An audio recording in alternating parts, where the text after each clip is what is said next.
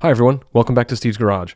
In today's video, I'm installing a set of IKEA Trones or Trones shoe cabinets. They come in black or white. I went with the white since it's not only the color of the walls, but it's also the only ones that were in stock. They'll be going in my garage because I really want to get rid of the shoe rack that's currently there. It's just kind of in the way and a mess.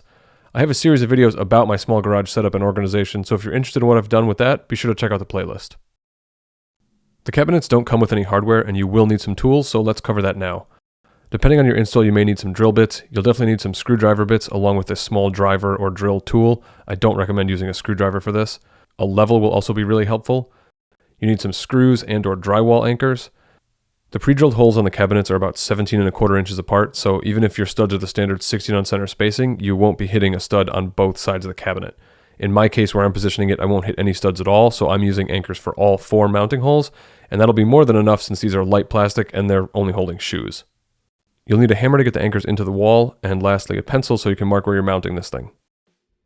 One package is 2 cabinets, but they are separate items, so if you buy one package you can mount them next to each other, you don't have to stack them. If you do decide to stack them, they actually nest, which is pretty cool, so once you mount the bottom one, the top one is really easy.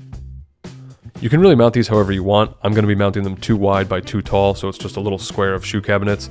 It's just easier to reach them that way, and I have the storage track up there, so if I were to go all the way up the wall, I'm going to run into that thing. This isn't a difficult procedure, but the directions are pretty useless. They just tell you to mark holes on the wall, put some screws in the wall, and mount the cabinet there. One thing they do mention is to screw the 2 cabinets together if they're mounted side by side. I'm not doing that today simply because I didn't have any hardware short enough to do that, and I don't really know why it's necessary. The cabinets are sitting nicely next to each other, they're securely mounted to the wall. If you feel it necessary to do it, go ahead, but I'm not going to cover it in this video. Start by removing the drawer or door, whatever you want to call it.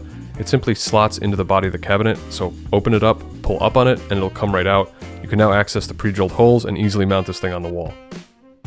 Position it wherever you want it on the wall, make sure to use your level so you're not totally off, and then mark 1 corner hole. Keep in mind that the top holes are designed to slot over the head of a screw and then be tightened down, so make sure that you're marking the correct location so the final installed height will be correct. If you're not using drywall anchors, you can just run a screw into the spot that you marked on the wall, but I'm going to cover the procedure if you are using the anchors. Grab the correct size drill bit for the anchor that you're using and drill the 1 hole. Install the anchor, install the screw, and put the cabinet back up. I'm doing it this way in case the hole that you drilled or the screw you installed isn't perfectly where you marked it. Throw the level back on top of the cabinet and mark the hole for the other top corner.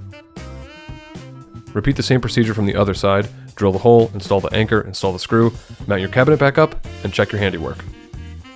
If everything looks good, go ahead and mark both bottom holes, take the cabinet back off, and repeat the steps of drilling and installing the anchors. These bottom holes aren't meant to slot over a screw head, so put the cabinet back on and then put the screws in. Tighten everything down, put your cabinet door back on, and the first one is completed. I'm mounting the second cabinet on top of the first one. If your first one is good, this one's a cakewalk. You can just put it on top of the existing cabinet, mark all your holes, and get to work. If you're mounting the second cabinet next to it, it's pretty much the same procedure as the first. Don't rely on that existing cabinet to be square or plumb enough to install your second one.